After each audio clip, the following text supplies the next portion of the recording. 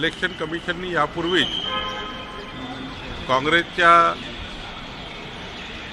जे काही इलेक्शन कमिशनला त्यांनी निवेदन दिलं होतं या सर्व मुद्द्यांचं त्यावर इलेक्शन कमिशननी मला वाटतं त्यांना रिटर्न रिप्लाय दिलाच आहे. रिटर्न त्यांचं उत्तर दिलंच आहे आणि त्यांचा अधिकार आहे कोर्टात जाण्याचा. पण ते अजूनही पराभवाच्या मानसिकतेमध्ये आहेत. त्यांनी जर पराभव स्वीकारला आणि पुन्हा जनतेमध्ये गेलं तर काही त्यांना पुढच्या काळात जनतेच्या शुभेच्छा मिळतील. पण या मानसिकतेमध्ये ते अजूनही आहेत EVMवर दोष देण्याच्या. परवा सुप्रियाताई सुळे त्यांच्या पक्षाचे जे घटक पक्ष आहे जे महाविकास आघाडीच्या राष्ट्रवादी काँग्रेसच्या शरद पवार साहेबांच्या गटाच्या नेते आहेत त्यांनी सांगितलं काही EVMवर काही आम्ही दोष देणार नाही.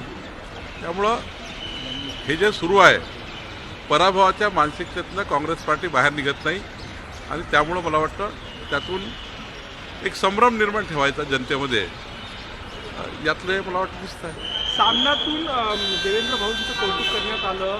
शरद पवार गटही मवाळ झालेला आहे.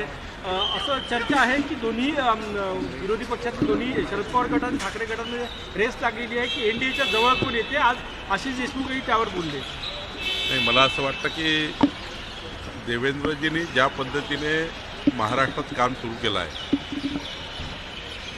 14 ते 19 काळामध्ये त्यांनी चांगलं काम केलं. म्हणजे देशातले उत्कृष्ट मुख्यमंत्री म्हणून त्यांचं काम होतं. मधात एकनाथ शिंदेच्या सरकारमध्ये डेप्युटी CM म्हणून त्यांचं उत्कृष्ट काम त्यांनी केलं आणि आताही मुख्यमंत्री झाल्यापासनं ते पूर्ण ॲक्शन मोडमध्ये आहे. गडचिरोलीमध्ये ज्या पद्धतीने निर्णय घेतले आपल्याला त्यात काही मी पुन्हा जात नाही. पण मला असं वाटतं की चांगल्या कामाचं कौतुक होणे हे महाराष्ट्राची संस्कार आणि संस्कृती आहे. खरं तर आपला महाराष्ट्र हा असाच पुढं गेला पाहिजे. ही भूमी संताची भूमी आहे, ही संस्काराची भूमी आहे.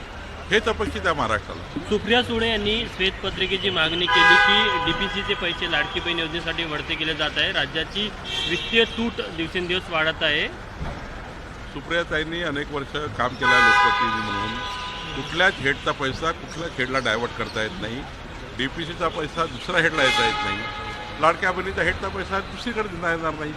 त्यामुळं राज्याची स्थिती भक्कम आहे. मोदींचं सरकार आमच्यासोबत आहे. डबल इंजिन सरकार महाराष्ट्रामध्ये आहे. इकडे मोदींचं सरकार आम्हाला मदत करत आहे. महाराष्ट्राचं सरकार देवेंद्रजी मुख्यमंत्री आहे आणि त्यामुळं मजबूत सरकार आमच्यासोबत असल्यामुळं आणि देवेंद्रजी सारखा एक अत्यंत अर्थतज्ञ मुख्यमंत्री महाराष्ट्रात आहे. अजितदादाही आहे, एकनाथजी आहेत. त्यामुळं राज्याची घडी एकदम चांगली आहे. 100% आमचं डबल इंजिन सरकार मोदी सरकारने आमचं सरकार मिळून जे वचनं जे आश्वासनं महाराष्ट्रात दिले ते आम्ही पूर्ण करू. लाडक्या बहिणीची योजनाही राहील आणि DPCचा पैसाही कायम राहील. उद्धव ठाकरेंची सुरक्षा वाढवण्यात आलेली आहे. काय आढावा घेतला याबद्दल जी काही सुरक्षा व्यवस्थेबद्दलची समिती आहे ती वेगळा आढावा घेत असते. पालकमंत्री कधी जाहीर होणार? मला वाटतं आमची चर्चा झाली आहे. या आठवड्यात चर्चा होईल. माननीय देवेंद्रजी निर्णय घेतील.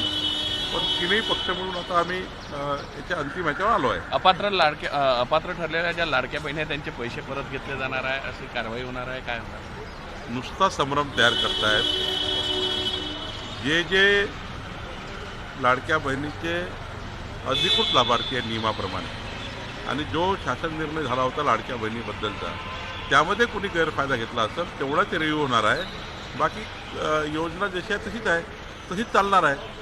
विरोधक कांगाव करतायत पण योजना तशीच चालणार. आज बीडमध्ये सर्वपक्षीय मुकमोर्चा होता त्यामध्ये धनंजय मुंडे यांच्या राजीनाम्याची मागणी करण्यात आलेली आहे.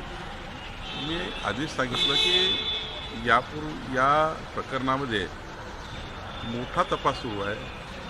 देवेंद्रजींनी संपूर्ण तपास यंत्रणा कामात लावलेले आहे आणि तपासामध्ये जे निष्पन्न होईल त्यांना थोडी वाट बघितली पाहिजे. याचा राजीनामा मागा, त्याचा राजीनामा मागा. शेवटी काही तर निष्पन्न व्हावं लागेल. काही निष्पन्न झालं तर तुम्हाला राजीनामा मागता येईल. पण एखाद्या घटनेमध्ये आपल्याला वाट बघावी लागते तपास यंत्रणाची. तपास अंतिम होतपर्यंत सत्य समोर येईल आणि सुरूच आहे ना. रोज त्याच्यामध्ये इतकं काम चालू आहे सरकारचं आणि इतकं सिरियस ते देवेंद्रजी आणि सरकारने घेतलं आहे. मला वाटतं याच्यातून निष्पन्न निघेल. जेव्हा निष्पन्न निघेल तेव्हा महाराष्ट्राला कळेल. संतोष देशमुख प्रकरणामध्ये म्हणजे जरांगे म्हणाले की संतोष देशमुख यांच्या कुटुंबाला जर धक्का लागला तर आम्ही धनंजय मुंडेला रस्त्यावर फिरू देणार नाही. मला वाटतं की असे बोलणे, असं चर्चा करणे ही गरजच नाही आहे. शेवटी सरकार हे सर्व बाबींनी काम करतं. ज्या ज्या सुरक्षा ज्यांना द्यायच्या असतात ते पूर्ण सुरक्षा सरकार देतं. त्यामुळं हे ना काय करू त्यांना काय करूपेक्षा या प्रकरणाचा तपास अंतिम करण्याकरता जे जे काही सहकार्य सर्व लोकांनी दिलं पाहिजे. तपास हा पूर्ण नियमाप्रमाणे होण्याकरता तपासामध्ये कुठली क्ल्यू राहू नये याकरता आपण सर्वांनी मदत केली पाहिजे. तिथल्याही जनतेने आणि तिथल्याही सर्व लोकांनी मदत केली पाहिजे.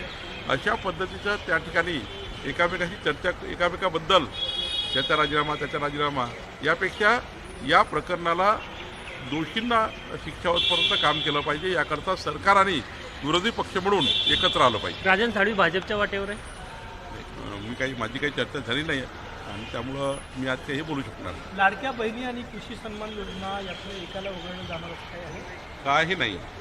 सर्व योजना जशा तशा आहे. विरोधक हा नुसता याच्याबद्दलचा संभ्रम तयार करताय. जनतेने विरोधकाचं आता ऐकणं सोडलेलं आहे.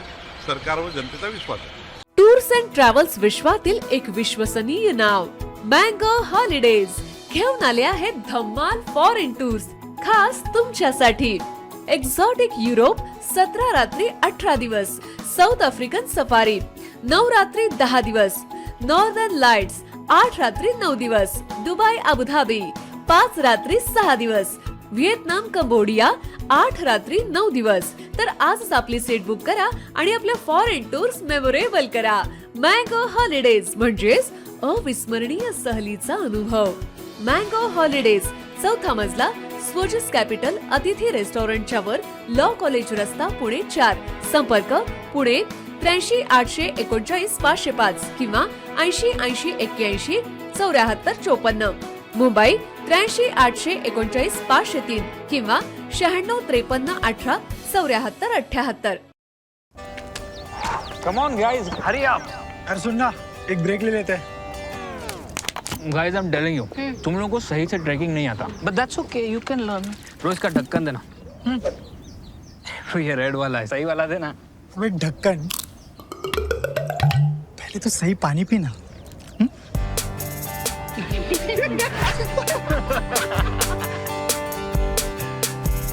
Manikchand Oxyrich, proudly Indian.